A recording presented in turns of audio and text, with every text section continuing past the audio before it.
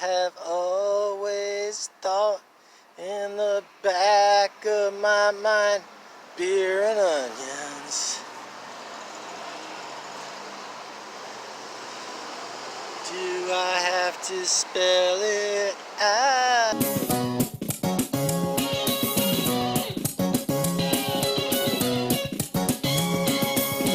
This is indeed a disturbing universe.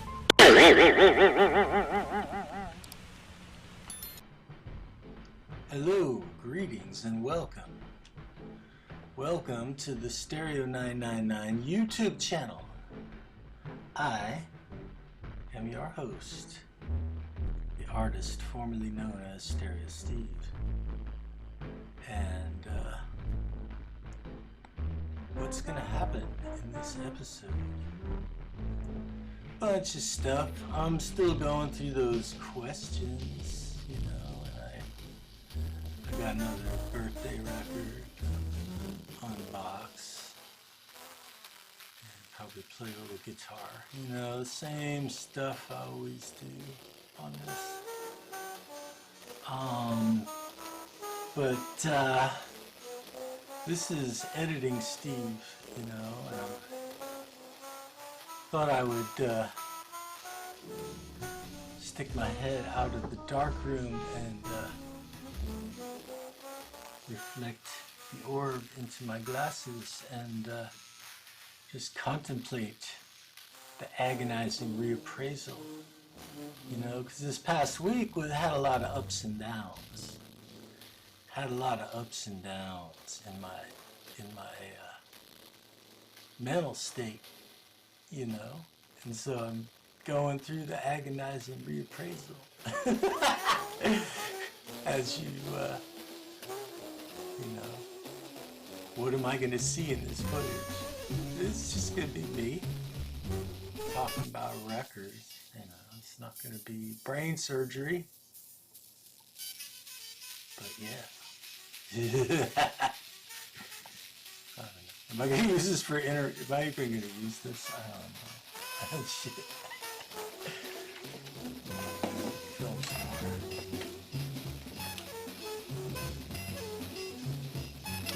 Three, two. Hey, let me know in the comments if you've got any brilliant ideas. Bringing you the best records and the best bullshit this side of the internets. Alright. See, I could do a slick fucking voice, but I'm just lazy, man. Hey, if you want more of this, hit that like button, hit that subscribe button. Be sure to hit the little bell so that it rings, and then you'll get a treat, because this is Pavlovian video here. So, you give me some dopamine, I'll give you some dopamine back. That's how the cookie bounces.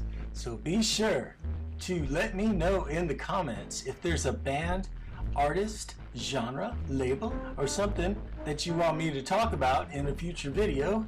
And then the comment will jack up the algorithm a little bit, and I'll scribble your suggestion down somewhere and probably just forget about it. You know, I've been watching a lot of videos on YouTube of people whining about how George Lucas changed Star Wars. And I thought, you know, my old videos, I'm always sitting on the couch with the phone camera on a little stand, so it's like going up my nose. And I'm like, I should get back to my roots, you know? So, yeah. Here we are on the couch, and we are going to do questions 11 through 20 of the Dots and Loops 101 questions thing that was circulating, what, like January, February? Something like that. And like I said before, I saw a lot of people just tear through these questions because it was a contest. And I thought, you know, these are questions that, you know, it'd be fun to just kind of take slow, you know, not be in a hurry to answer. So question number 11, Hard to find album by a popular artist. Okay. Well, I got this. This is No Stone Unturned by the Rolling Stones. And this is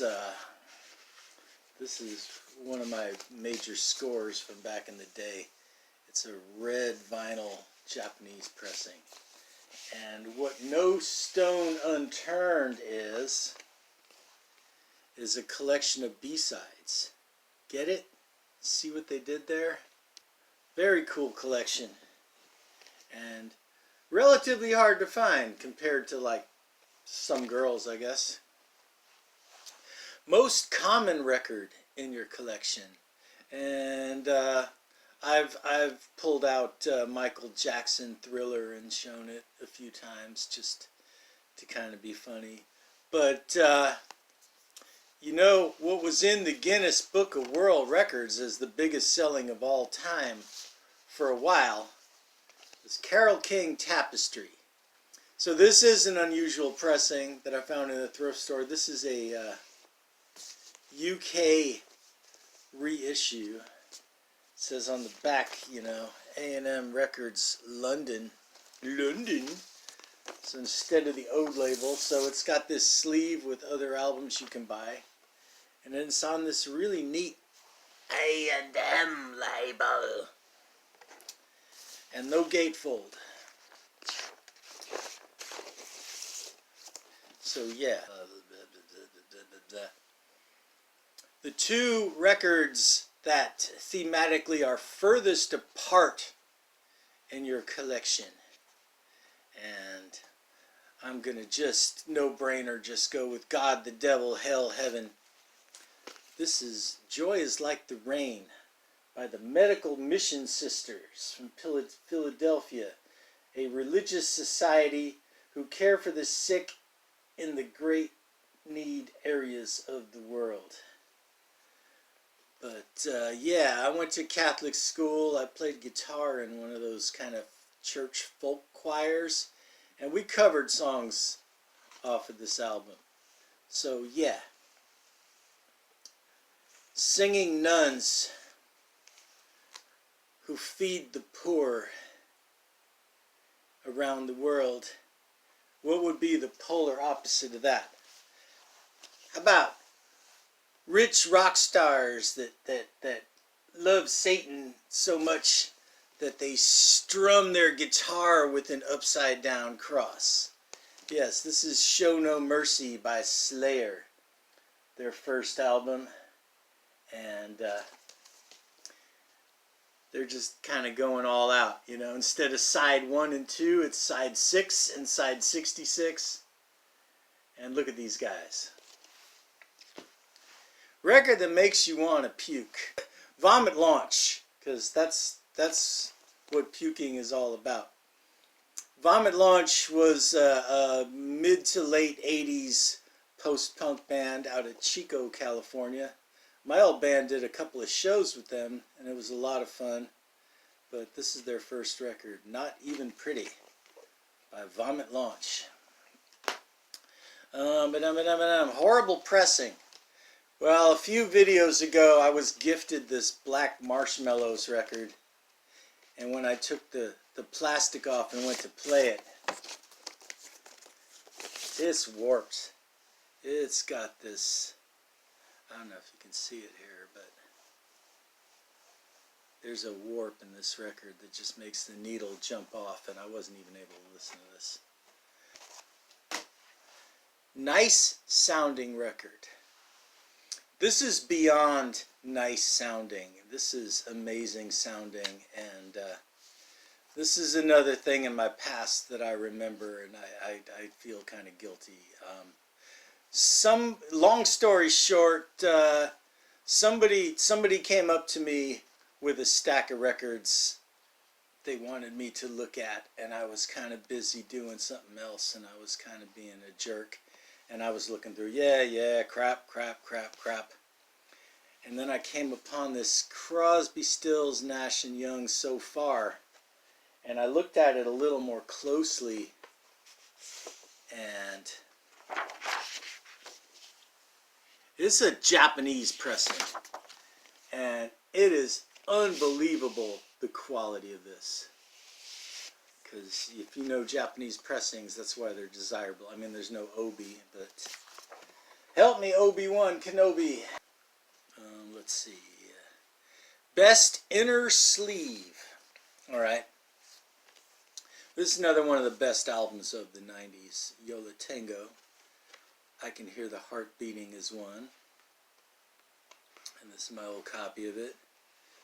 But here's what they did on the inner sleeve.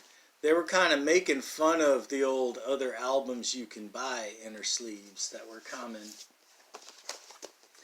And made just a bunch of, it's like ads for a bunch of fake joke albums that don't actually exist. That was pretty clever. But yeah. This band made a lot of albums, and this is still one of their best. Great band that's still going. Okay. Bad cover, good record. Cover, that's easy. Steely Dan, Can't Buy a Thrill. This has got to be their best album because it's their first album. Do It Again, Reeling in the Years. Always a good time when those songs came on the radio and you were rolling down the road, and if you kids don't shut up, I'm turning this car around. But what the hell is this cover? Album that is too long but has good songs. Okay. Smashing Pumpkins, Melancholy, and the Infinite Sadness. 2 CDs. Arr! And a book. And a handful of songs that stick in your head after listening to the whole thing. And last but not least, question number 20. Record to make you cry. Who cries? Babies cry. Silver Dreams. If you know, you know.